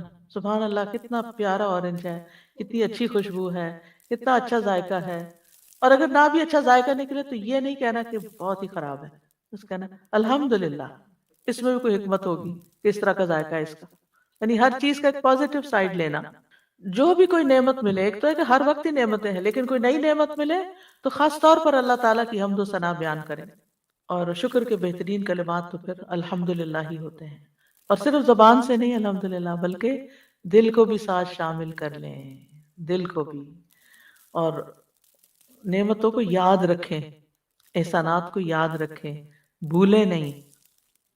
اگر بیماری آ گئی ہے تو کیا یاد رکھیں؟ اتنے دن صحت کی حالت میں بھی تو گزارے تھے، الحمدللہ جس نے اتنی صحت دی۔ اسی طرح مومن موت کے وقت کیسے شکر گزار ہوتا ہے، اللہ اتنی زندگی تو نے دی تھی، اور اگر اب تو لے رہا ہے تو بھی تیرا شکر ہے، میں راضی ہوں، رضیت باللہ ربن۔ تو دل میں شکر گزار ہونا، چاہے زبان نہ بول پا رہی ہو، کیونکہ بیماری کی حالت میں انسان بعض اوقات بولنے سے بھی قاصر ہوتا ہے۔ پھر اعضاء سے، اعضاء میں یہ کہ اللہ کی نافرمانی کے کام نہیں کرنے۔ ابن قیم کہتے ہیں نافرمانیاں نعمتوں کی آگ ہیں، یہ نعمتوں کو کھا جاتی ہیں جیسے آگ لکڑی کو کھا جاتی ہے۔ تو گناہ جو ہیں وہ نعمتوں کے قاتل ہوتے ہیں، نعمتیں ختم کر دیتے ہیں۔ تو ہونا کیا چاہیے کہ جو نعمت ملی ہے اس کو صحیح طور پر استعمال کریں، جس چیز کے لیے، جس مقصد کے لیے ملے اسی کے لیے استعمال کریں۔ مثلا علم نعمت ہے، تو علم پر عمل کرنا جو ہے وہ شکر گزاری ہے۔ کوئی منصب ایک نعمت ہے، تو اس منصب کا مطلب یہ کہ کوئی عہدہ، کوئی پوزیشن آپ کو ملی، اس کا حق ادا کرنا یہ شکر گزاری ہے۔ ایمان ایک نعمت ہے، تو اس کا شکر کیا ہے کہ دوسروں تک بھی ایمان کی دولت پہنچائی جائے۔ اولاد نعمت ہے، تو اولاد کو اللہ کی حفاظت میں دینا اور شیطان کی شر سے بچانا، کیونکہ اس نے کہا تھا یہ شکر گزار نہیں ہوں گے۔ پھر اعضاء کی شکر گزاری، مثلا ابو حازم کے پاس ایک شخص آیا، اس نے پوچھا آنکھوں کی نعمت کا شکر کیا ہے؟ انہوں نے کہا اگر تم ان کے ساتھ خیر دیکھو تو گویا تم نے شکر ادا کیا، اور اگر تم ان کے ساتھ شر دیکھو تو تم نے نعمت پہ پردہ ڈالا، نعمت کی ناشکری کی۔ شر کیا ہے؟ ہم سب سمجھتے ہیں اللہ کی حرام کردہ چیزیں جن کو نہیں دیکھنا چاہیے، جو سطر اور جو حیا کے تقاضے ہیں اللہ نے ہمارے لیے رکھے ہیں، ہم اپنی آنکھوں سے کوئی ایسی چیز نہ دیکھیں جو سطر کو تار تار کرنے والی ہو۔ پھر اسی طرح نعمتوں کو بغیر تکبر کے استعمال کرنا، نعمت پا کر ہمبل ہونا، یہ شکر گزاری، نہ کہ اپنے آپ کو کچھ سمجھنے لگنا اور سرکشی کرنا۔ اور پھر اللہ کے حقوق بھی ادا کرنا اور بندوں کے حقوق بھی۔ مشکل یہ ہے کہ انسان کو جو ملا ہوا ہے نا، اس پہ مطمئن نہیں ہوتا، وہ ساری زندگی اس کے پیچھے دوڑتا جو ہے نہیں۔ کتنی کتنی تکلیف دہ بات ہے، جو ملا ہوا ہے وہ نظر نہیں آتا، اور سارا غم کس پر ہے؟ جو نہیں ہے پاس۔ اس طرح ہر انسان غیر مطمئن زندگی بسر کرتا ہے، کیونکہ وہ جو ہے وہ اس کو دکھتا نہیں، اس پہ شکر نہیں، جو نہیں ہے اس پہ رو رہا ہے، اسی کی طرح متوجہ ہے، اور پھر اس وجہ سے اللہ تعالیٰ کا شکر ادا نہیں کرتا، اور اس دل کی خوشی سے محروم ہو جاتا ہے جو دنیا میں بندے کو ملتی ہے۔ شکر گزار انسان کے لیے دنیا بھی جنت بن جاتی ہے۔ جنت میں کرنے کا کام کیا ہوگا؟ میں اکثر سوچتی ہوں اللہ اپنے فضل اور رحمت سے لے جائے، اعمال نہیں ہے لیکن اللہ اپنی رحمت سے لے جائے، تو میں امیجن کرتی ہوں کہ وہ کیا کریں گے سارا دن۔ یہاں تو اس بات کی ہوتی ہے ابھی نماز پڑھنی ہے، ابھی یہ کام کرنا ہے، ابھی یہ پڑھنا ہے، یہ پڑھانا ہے، تو اس چیز میں دل خوش رہتا ہے کہ یہ کرنا ہے، یہ کرنا ہے، یہ کرنا ہے۔ وہاں تو کچھ کرنا ہی، اتنے خادم ہوں گے کچھ کرنا ہی نہیں پڑے گا، تو پھر کیا کرنا ہے؟ پھر نعمتیں ہیں، دیکھ دیکھ دیکھ دیکھ کے پھر انسان دیکھ کے بعض اوقات تھک ہی جاتا ہے نا، ہوتا ہے کہ بہت دیکھ لیا۔ کبھی آپ ہالیڈیز پہ جاتے ہیں، ویکیشن پہ جاتے ہیں، تو چیزیں دیکھ دیکھ کے پھر آپ کہتے ہیں بس اب آج کے لیے اتنا ہی کافی ہے، بس چلیں اب آرام کریں۔ تو جنت میں تو نیند بھی نہیں ہوگی بندہ، ورنہ تو دنیا میں تو سونا چاہتا ہے جب، تو پھر کیا کرنا ہوگا؟ سب سے بڑی نعمت کیا ہے؟ تو اللہ کا دیدار، اللہ سبحانہ و تعالیٰ کا، یعنی جو ہی میرے دل میں یہ خیال ہے کہ دنیا میں تو میرا دل خوش ہوتا ہے قرآن پڑھ کے، اس کی تلاوت سے، اور قرآن پڑھا کر، وہاں تو قرآن بھی نہیں ہوگا، یعنی اس سینس میں تو نہیں، تو ظاہر دنیا میں گائیڈ لائن دی گئی ہمیں، پھر کیا ہوگا؟ پھر میرے دل میں ایک دم خیال آیا کہ صاحب قرآن تو ہوگا نا، جس کا کلام ہے اللہ رب العزت، اگر اس کا دیدار ہے اور اس کی ملاقات ہے، تو پھر اس سے بڑی دل کی خوشی ہو کیا سکتی ہے؟ پھر وہ جو لوگ کہتے ہیں جنت میں جا کے بور نہیں ہو جائیں گے، نہیں، کوئی بوریت نہیں ہے وہاں۔ وہاں آنکھوں کی لذت کا ایسا سامان ہے کہ دل بھرے گا ہی نہیں، کہ اس اللہ رب العزت کو دیکھ کر دل بھرے گا ہی نہیں کہ ہم بس اب کافی ہے۔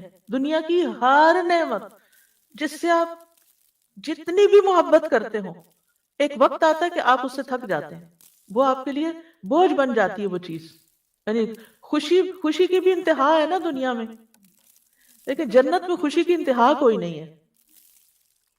خوشی ہے تو خوشی ہے، خوشی ہی خوشی ہے، کیونکہ جس رب نے پیدا کیا، جس کو اس دنیا میں پہچانا، جس کی عبادت کی، جس کا کلام پڑھا، اور جس کی ملاقات کی امید رکھتے ہیں، جب وہ مل گیا ہر چیز مل گئی۔ اور یہ انہی کو ملے گا جو دنیا میں سب سے زیادہ اللہ سے محبت کرتے ہیں۔ والذین آمنوا، اور یہ ایمان کی علامت ہے، والذین آمنوا اشد حبا للہ۔ جب دل میں شدید محبت ہوگی نا اللہ کی، تو پھر انتظار بھی اللہ کی ملاقات کا ہوگا، شوق بھی ہوگا، اور پھر اللہ کے دیدار سے خوشی بھی ہوگی جو کبھی ختم نہیں ہونے والی۔ نعیم لا ینفد ما لہا من نفاد، اس کا خاتمہ ہے ہی نہیں۔ پھر یہ ہے کہ انسان کو اگر یہ خواہش ہے کہ وہ جنت کا مالک بنے، یعنی جنت میں داخل ہو، تو پھر اس کو دنیا میں شکر گزار ہونا پڑے گا، کیونکہ نعمتیں زیادہ کب ملتی ہیں؟ جب شکر ادا ہوتا ہے۔ تو جنت تو زیادہ ہے نا، وہاں وہ نعمتیں تو بس شکر گزاروں ہی کے لیے ہیں۔ پھر दूसरी तरफ नाशुक्री की मजम्मत भी की गई है। शैतान ने अपना एम रखा था कि मैंने बंदों को शुक्रगुजार नहीं होने देना, लिहाजा नाशुक्रा इंसान शैतान का साथी होता है, वो शैतान का चेला बन जाता है, शैतान का डिसाइपल हो जाता है, क्योंकि उसने शुक्रगुजारी नहीं, शैतान ने कहा था शुक्रगुजार नहीं बनना, उसने कहा मैं शुक्रगुजार कोई नहीं। कितना डरने की बात है। नेमतों की नाशुक्री अल्लाह के अजाब को वाजिब कर देती है। जो बंदा शुक्रगुजार नहीं होता, अल्लाह ताला फरमाते हैं फमन यकफुर बअदु मिनकुम फइन्नी उअज़्ज़िबुहु अज़ाबन ला उअज़्ज़िबुहु अहदन मिनल आलमीन। हज़रत ईसा अलैहिस्सलाम से हवारियों ने जब वो खान मांगा था ना, मायदा, तो फिर अल्लाह ताला ने फरमाया ठीक है मैं उतार देता हूँ, लेकिन अगर फिर शुक्र अदा नहीं किया बड़ी सख्त सजा मिलेगी। नाशुक्री नेमत की हलाकत का बायस बनती है। अलम तरा इलल लज़ीना बद्दलू निअमतल्लाहि कुफ्रन व अहल्लू कौमहुम दारल बवार। क्या आपने उन लोगों की तरफ नहीं देखा जिन्होंने अल्लाह की नेमत को नाशुक्री से बदल दिया और अपनी कौम को हलाकत के घर में ला उतारा। नाशुक्री की वजह से मुसीबतें और परेशानियां आती हैं, जैसे कौम सबा का हाल हुआ। डिटेल जानना चाहे तो सूरत सबा पढ़ के देख लें। फिर इसी तरह नाशुक्रापन जहन्नमी औरतों की सिफत है। रसूलुल्लाह सल्लल्लाहु अलैहि वसल्लम ने फरमाया बेशक फुस्साक आग वाले हैं। पूछा गया अल्लाह के रसूल फुस्साक कौन है? आपने फरमाया औरतें। एक आदमी ने कहा अल्लाह के रसूल वो हमारी माएं और बहनें नहीं है, वो हमारी बीवियां नहीं है। आपने फरमाया क्यों नहीं? लेकिन जब वो नेमतें दी जाती हैं तो शुक्र नहीं करती, और जब वो आजमाई जाती हैं तो सब्र नहीं करती। यानी औरतों के लिए खासतौर पर ज्यादा मुश्किल है शुक्र और सब्र दोनों। तो इसलिए पूरी एफर्ट लगा के इन दोनों चीजों को पकड़ लेना चाहिए कि मैं तकलीफ पर सब्र भी करूंगी और जो नेमत खुशी मुझे मिलेगी मैं उस पर शुक्र अदा करूंगी, यानी मैं उस पर खुश होंगी। बाजू का तो होता है ना, किसी बच्चे को आप कोई चीज ला के देते हैं तो मुंह बना के बैठा, आप उसको कहते हैं स्माइल, खुश हो, देखो क्या लाए तुम्हारे लिए। लेकिन अब इतनी नेमतों की कसरत हो गई है ना कि कदरदानी खत्म हो गई। माँ बाप लाने वालों की भी कदरदानी कोई नहीं, मेहनत करने वालों की भी कदरदानी नहीं, और उन नेमतों की भी कोई कदरदानी नहीं। किस कदर अफसोस की बात है। तो ऐसी सूरत में ना, यानी इंसान को नाशुक्री से बचते रहना चाहिए। ठीक है, अगर आपकी जरूरत की कोई चीज नहीं भी आई तब भी आप करें शुक्र है अल्लाह का। तो किसी के दिल में अल्लाह ने ख्याल डाला, माँ बाप के दिल में या बहन भाइयों या जिस भी इंसान के दिल में अल्लाह ने ख्याल डाला और उसने हमारे लिए इतनी तकलीफ उठाई, तो ये शुक्रगुजारी आपकी नेमतों को बढ़ाएगी और अल्लाह की रजा आपको मिलेगी। तो मुख्तलिफ मौके पर हमें शुक्र अदा करते रहना चाहिए। सबसे पहले तो सुबह उठते ही आफियत के साथ जागने पर अल्हम्दुलिल्लाहिल्लज़ी आफानी फी जसदी व रद्दा अलैया रूही व अज़िन अली बिज़िक्रिही। अल्लाह का शुक्र जिसने मेरे बदन को आफियत दी, उठने के काबिल हूँ, पैरालाइज नहीं हुआ, हाथ पांव सलामत है, मेरी रूह मेरी तरफ लौटा दी, ना लौटाता तो आगे जा चुका होता, और मुझे अपने जिक्र की तौफीक अता की। फिर नमाज की इब्तिदा अल्हम्दुलिल्लाह रब्बिल आलमीन से, रुकू और सजदों में सुब्हानक अल्लाहुम्मा व बिहम्दिक अल्लाहुम्मा अग़फिरली। नमाज के बाद 33 बार अल्हम्दुलिल्लाह। सुबह शाम सब्बिह बिहम्दि रब्बिका बिल अशी वल इब्कार। सुबह शाम अल्हम्दुलिल्लाह पढ़ना, तस्बीह पढ़ना, सुभान अल्लाह व बिहम्दिही। हर घूंट और हर लम्हे अल्हम्दुलिल्लाह, यानी हर हर लुक़मे और हर घूंट पर अल्हम्दुलिल्लाह। फिर खाने के बाद अल्हम्दुलिल्लाह, खुशी में भी अल्हम्दुलिल्लाह और नाखुशी में तकलीफ के मौके पर भी अल्हम्दुलिल्लाह अला कुल्li हाल। कोई हमारा हाल पूछे तो अल्हम्दुलिल्लाह जरूर कहें। आप जरा बच्चों से जाके पूछे क्या हाल है बेटा, आई एम गुड। अल्हम्दुलिल्लाह कहना नहीं आता हमारे बच्चों को। अगर हमने नहीं सिखाया तो उन्हें कौन सिखाएगा? उनका स्कूल सिखाएगा, उनके दोस्त सिखाएंगे? नहीं। और आपको बातकरार सिखाना पड़ेगा, क्योंकि मैंने कुछ बच्चों के साथ ये प्रैक्टिस की है और सिखा सिखा के भी अटकते हैं कहते हुए अल्हम्दुलिल्लाह।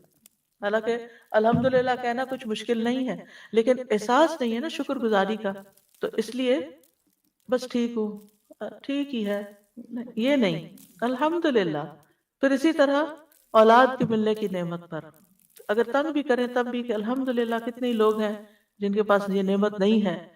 फिर इसी तरह अगर कोई डिस्टिंक्शन मिले, कोई फजीलत मिले, कोई आपको ऑनर मिले, कोई दुनिया में कोई इज्जत, कोई जाह, कोई मर्तबा, कोई भी चीज दुनिया की नेमतों में से मिले, उस पर भी शुक्र। फिर इसी तरह ईमान की दौलत, इस्लाम की दौलत, इन सब पे शुक्र। छींकने के मौके पर शुक्र, किसी मुसीबत ज़दा को देख कर शुक्र कि अल्लाह ने हमें इसमें मुब्तला नहीं किया। اور کاموں کے اختتام، کام مکمل ہو جائے تو اس وقت بھی الحمدللہ. پھر بستر پر جاتے وقت الحمدللہ الذی اطعمنا وسقانا وکفانا وآوانا وکم ممن لا کافی لہ ولا مؤوی. اللہ کا شکر، اللہ کی تعریف جس نے ہمیں کھلایا پلایا، ہماری کفایت کی، ضروریات پوری کی، ہمیں ٹھکانہ دیا. کتنے ہی لوگ ہیں جن کا کوئی کفایت کرنے والا نہیں اور کوئی ٹھکانہ نہیں ان کے پاس. اسی طرح اور دعائیں بھی ہیں. تو نعمتوں کی دعا میں ایک تو یہی دعا ہے، رب اوزعنی ان اشکر نعمتک التی انعمت علی وعلی والدی وان اعمل صالحا ترضاه واصلح لی فی ذریتی انی تبت الیک وانی من المسلمین. اور دوسری دعا میں وادخلنی برحمتک فی عبادک الصالحین. ایک اور دعا ہے، اللہم انی اسألک الثبات فی الامر والعزیمۃ علی الرشد واسألک موجبات رحمتک وعزائم مغفرتک واسألک شکر نعمتک واسألک شکر نعمتک وحسن عبادتک واسألک قلبا سلیما ولسانا صادقا واسألک من خیر ما تعلم واعوذ بک من شر ما تعلم واستغفرک لما تعلم انک انت علام الغیوب. شداد بن اوس بیان کرتے ہیں کہ رسول اللہ صلی اللہ علیہ وسلم نے مجھے فرمایا، شداد، جب تم لوگوں کو سونے اور چاندی کے خزانے جمع کرتے دیکھو تو یہ دعا بکثرت پڑھنا. یعنی یہ بہت بڑا خزانہ ہے، لوگ وہ خزانے سمیٹ رہے ہیں، تم یہ خزانہ سمیٹو. سب سے پہلے کیا مانگا؟ اللہم انی اسألک الثبات فی الامر. اے اللہ، میں تجھ سے دین میں ثابت قدمی اور ہدایت میں پختگی کا سوال کرتا ہوں. میں تجھ سے تیری رحمت کو واجب کرنے والے اور تیری مغفرت کو لازم کرنے والے امور کا سوال کرتا ہوں. میں تجھ سے تیری نعمتوں کا شکر ادا کرنے اور اچھے انداز میں عبادت کرنے کا سوال کرتا ہوں. میں تجھ سے قلب سلیم اور سچی زبان کا سوال کرتا ہوں. میں تجھ سے ہر اس بھلائی کا سوال کرتا ہوں جسے تو جانتا ہے، اور ہر اس برائی سے تیری پناہ چاہتا ہوں جو تیرے علم میں ہے. اور میں تجھ سے ان تمام گناہوں کی بخشش کا سوال کرتا ہوں جو تیرے علم میں ہے، بے شک تو غیبوں کا خوب جاننے والا ہے. تو اس میں آپ دیکھیے کہ اللہ تعالیٰ سے ہر کام میں ثابت قدمی کا سوال کیا گیا، یعنی نیک کام میں جم کے رہوں، کیونکہ دل پلٹتے پھرتے بدلتے دیر نہیں لگتی. دین اور دنیا کے کاموں میں اللہ سبحانہ و تعالیٰ استقامت دے. آپ نے دیکھا کہ بعض بچے ایک کاروبار شروع کرتے ہیں، وہ چھوڑ کے کوئی اور شروع کر دیا. ایک جاب کی، وہ چھوڑ کے کوئی اور شروع کر دی. ایک ڈگری شروع کی، آدھے میں چھوڑ کے ایک اور شروع کر دی. اللہم انی اسألک الثبات فی الامر. اور امر سے مراد دین بھی ہے، دین میں بھی ثابت قدمی، پھر قبر پہ ثابت قدمی، پھر پل صراط پہ ثابت قدمی، یعنی تمام حالات میں ثابت قدمی. اسی طرح دنیا کے معاملات میں جو کام کروں فوکسڈ ہو کر اچھے طریقے سے کروں. والعزیمت علی الرشد، اور بھلائی کی عظیمت کا سوال، یعنی انسان کے کاموں میں سے جو چیز خیر اور بھلائی کی ہے اس کو مکمل کرنے کی توفیق ہو، چاہے دنیا کے کاموں میں سے ہو یا آخرت کے کاموں میں سے. اور یہ کاموں کی اصلاح، کامیابی اور درستگی کی دعا ہے. رشد سے مراد صلاح، اصلاح، کامیابی اور درست کام. اور عزیمت دل کے ٹھوس ارادے کو کہتے ہیں، یعنی جو نیکی کا کام ہے نا، یا اللہ میرا دل اس پہ جم جائے. کیونکہ ہوتا پتہ کہ ہمیں اچھا بھی لگتا ہے، پھر ہمیں کوئی ڈر آ جاتا ہے، کبھی ہم آگے جاتے ہیں، کبھی ہم پیچھے جاتے ہیں. جب ہمیں پتہ چل جائے کہ یہ خیر کا رستہ ہے تو بس اللہ ادھر قدم جم جائے میرے، اور میرا ارادہ پکا ہو، کوئی انسان شیطان میرا ارادے کو ڈاواں ڈول نہ کر سکے. ایک اور دعا بھی نا، اللہم قنی شر نفسی واعزم لی علی ارشد امری، کہ سب سے بہترین کام پر اللہ میں جم جاؤں. اور پھر واسألک موجبات رحمتک، اے اللہ ہم تجھ سے ان افعال، اقوال اور صفات کا سوال کرتے ہیں جن کے سبب تیری رحمت حاصل ہو اور جن کی وجہ سے تو ہم پر جنت کو واجب کر دے. اور تیری رحمتوں میں سے سب سے بڑی رحمت کیا ہے؟ جنت ہے. وعزائم مغفرتک، یعنی ایسے کاموں پہ میں جم جاؤں. عزیمت کہتے ہیں نا کسی کام کی گرہ لگا لینا، یعنی ایسے کام کی توفیق بھی دے اور پھر مجھے اس پر استقامت دے. آج کے دور میں جو سب سے بڑی مشکل یہ ہوگی کہ ہمیں نیکی کا رستہ پتہ بھی چل جاتا ہے اور پھر ہم اس کو لگ کے نہیں کرتے. وَأَسْأَلُكَ شُكْرَ نِعْمَتِكَ، شکر نعمتوں کے شکر کا سوال کہ مجھے توفیق دے. وَحُسْنَ عبادتک، عبادتوں کی خوبصورتی، اور قلب سلیم جو ہر عیب سے پاک ہو، شرک سے پاک ہو، غیر اللہ کی محبت سے پاک ہو، ولسانا صادقا، سچی زبان جس میں جھوٹ نہ ہو، وعدہ خلافی نہ ہو، اور پھر ہر خیر کا سوال اور ہر شر سے پناہ، اور دعا کے آخر میں بھی بخشش کا سوال ہے۔ پھر نمازوں کے بعد اللہم اعنی علی ذکرک و شکرک و حسن عبادتک، پھر اللہم اعوذ برضاک من سخطک و بمعافاتک من عقوبتک و اعوذ بک منک لا احصی ثناء علیک انت کما اثنیت علی نفسک، پھر اللہم الف بین قلوبنا و اصلح ذات بیننا واہدنا سبل السلام ونجنا من الظلمات الى النور وجنبنا الفواحش ما ظهر منها وما بطن وبارك لنا في أسماعنا وأبصارنا وقلوبنا وأزواجنا وذرياتنا وتب علينا إنك أنت التواب الرحيم واجعلنا شاكرين لنعمك مثنين بها قابليها وأتمها علينا ربنا اصلح بیننا واہدنا سبل الاسلام ونجنا من الظلمات الى النور واصرف عنا الفواحش ما ظهر منها وما بطن وبارك لنا في أسماعنا وأبصارنا وقلوبنا وأزواجنا وذرياتنا وتب علينا إنك أنت التواب الرحيم واجعلنا شاکرین لنعمتک، اللہ اپنی نعمتوں کا شکر ادا کرنے والا بنا دے، مثنین بہا، اللہ زبان سے ان کی تعریف کرنے والا بنا دے، قائلین بہا، ان کا قائل کر دے، وَأَتْمِمْهَا عَلَيْنَا، اور ان کو ہم پر مکمل فرما دے۔ رب اعنی ولا تعن علی وانصرنی ولا تنصر علی وامکر لی ولا تمکر علی واہدنی ویسر الہدی الی وانصرنی علی من بغى علی اللہم اجعلنی لک شاکرا لک ذاکرا لک راہبا لک متواعا الیک مخبتا اواہا منیبا رب تقبل توبتی واغسل حوبتی وأجب دعوتی وثبت حجتی واہد قلبی وسدد لسانی واسلل سخیمة قلبی سبحان ربک رب العزة عما یصفون وسلام علی المرسلین والحمد للہ رب العالمین سبحانک اللہم وبحمدک اشہد ان لا الہ الا انت استغفرک واتوب الیک